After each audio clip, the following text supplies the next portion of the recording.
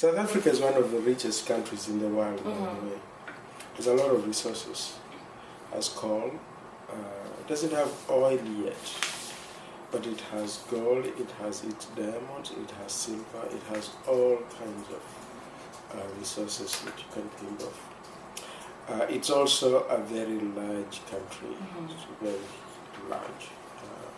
It's a fairly large economy by international standards. And I think, certainly compared to the rest of Africa, it seems to be the most organized. But it is, in many ways, if you look at its past and recent history, it's a very dysfunctional society, as many societies are, because I think the caste system that existed in South Africa is actually made up, beginning from the time that the British essentially conquered the Dutch in 1806. They begin to ply away at the rights of both the Africans as well as the rights of Africans, they're called blacks. So they institute laws, and I think you can get this in some of the history books. That when the English took over, conquered the Africans, so the Boers, as they were called, they began to whittle away at the rights of African people. And of course, that one of those was to ensure that there was available labor to develop South Africa at the time.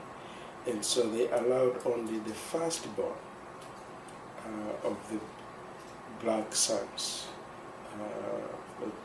to Africans, as it were, to inherit the estate of their parents, and everybody else then had to pay taxes.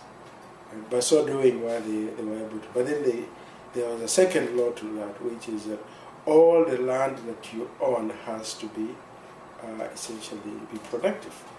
So if you're taking away, if you're taking away the labor, to actually make the land productive by stating that only the firstborn has a right to stay on the land, and any land that is fallow can be then taken over by the state. That is how the English essentially disenfranchised Africans. In fact, by the 1840s, 50s, there is a vibrant black middle class in South Africa. By the 1900s, there isn't, and essentially because all of the most of the young white black men had then become conscripted into the mining economy that was then developing in South Africa, leaving the rural areas with very few people who could then farm it. And so with that, the power in terms of just wealth, economic power and wealth were diminished in black families. That is how I think the disenfranchisement of Africans, black South Africans, begins. The irony of the situation is that much of the blame is lumped onto the Africans. When the Nationalist Party won elections in 1948, they did not promulgate any new laws. What they did was they only looked at the existing laws and put them into effect. Right? So I think that that's one of the misconceptions that needs to be corrected right there, that in fact the apartheid laws in South Africa were created when South Africa was under the English and not under the Dutch, under the Africans. The Africans only implemented it to the letter.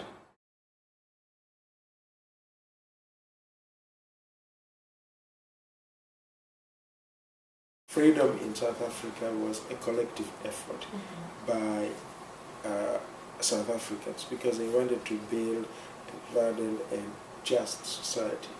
The question that they have to deal with now is a question, of course, of the distribution of resources. This is something that is a tougher issue. I think that inequality, class inequalities do exist in everywhere, and I think that we have accepted that. I think that acquisition of wealth, if it's legitimately done, it's always good. There are inequalities in achievement. This is something that sometimes you can't legislate. Some people are smarter, others are not so smart. But so there's no reason in our society, in a just democratic society, to punish the smart ones and reward the not so smart ones, right? Mm-hmm. But that's only if the investment in raising these individuals is sincere. I think that in South Africa, as in this society, we have invested in people. And I think that in this, in our own society, we underinvest in urban schools, right? So in Chicago, how much are we spending per child? We are probably spending under $10,000 per child per year. Probably less than the prison systems. The prison systems were probably investing what, 30,000 per individual.